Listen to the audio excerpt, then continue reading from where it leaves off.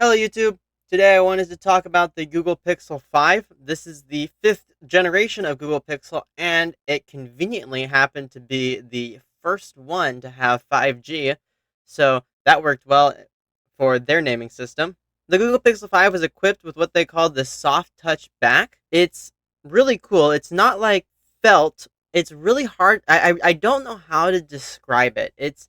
It doesn't feel like glass and it doesn't feel like plastic. Almost like maybe a stone countertop. So it's not really soft like a microfiber, but it's not as smooth as glass or plastic, but smoother than cloth. That's the best way I can think of to describe it.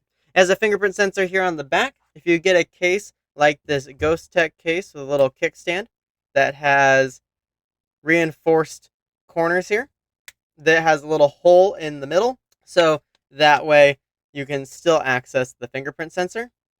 The Google Pixel 5 had the fairly powerful Snapdragon 765 chip, which compared in performance to around the Apple A11 Bionic, which is found in the iPhone 8. And it can adequately do all day-to-day tasks without any trouble at all, and even a decent amount of grading. The 765 is a B-ranked chip. One of the biggest advantages to the Google Pixel 5 is its price and that it still runs Android 14. So you have the 2024 version of Android and the newest security updates on a phone that is over 5 years old at this point. You can find Google Pixel 5s on the used marketplace for about $140 to $180, and it comes with 8 gigs of RAM and 128 gigs of storage. So it has pretty good specs to be able to be used well in 2024 and even 2025. One of the only kind of unique things that I noticed on this is it has a feature called the Photosphere, which I haven't seen on other phones. If you look closely at it, it kind of has like this 3D gyroscope sensing platform here. But what you can do is you want to take a picture, of the dot, and then move down. You can keep going down. You can go up, down, left, and right. So from here, I'm going to go left, get that dot there, go right, get that dot there, go up a little bit,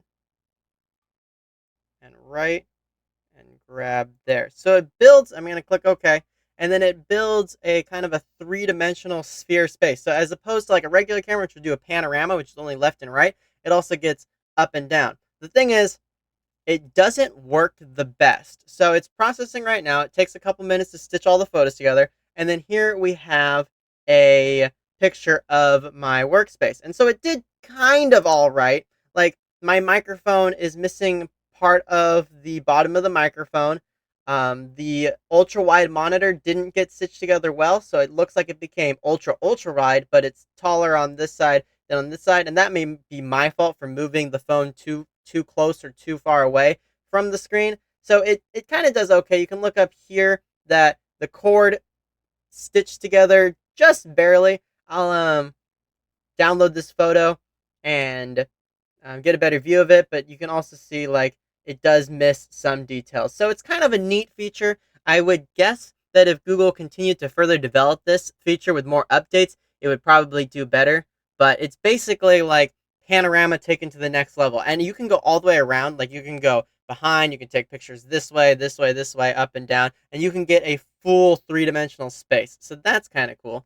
Another unique feature on this one is it has a pan video. So if you're taking a video and you start over here on the left and you move the camera across like this, it'll have to render it for a second, but it'll use AI to stabilize the video. So instead, you'll have a smooth pan instead of like you could see how it goes left to right quite smoothly instead of me the shakiness in my hand. What this feature is good for is if you're taking a panorama of wildlife or a waterfall or whatever, you get that more cinematic nature documentary sort of look where the documentary camera pans over the waterfall and the lake smoothly instead of the jitteriness you get from moving a phone like that. Versus if I were to take the same video with the regular camera mode, moving back and forth, you won't get nearly as stable of a video. So for using the Google Pixel 5 for a couple of days, the only thing I really noticed that sets it apart is a couple of unique camera features. I probably won't use that much, but if I ever do need to take a smooth panning shot of anything, I'll have to remember that this phone has that feature, whereas my iPhone and my Motorola do not. So that feature might actually come in useful. Besides that, you have a cheap phone with a fairly powerful processor that is still up to date in 2024. So that is all I have for the Google Pixel 5. Have a great rest of your day or night or whatever time it is.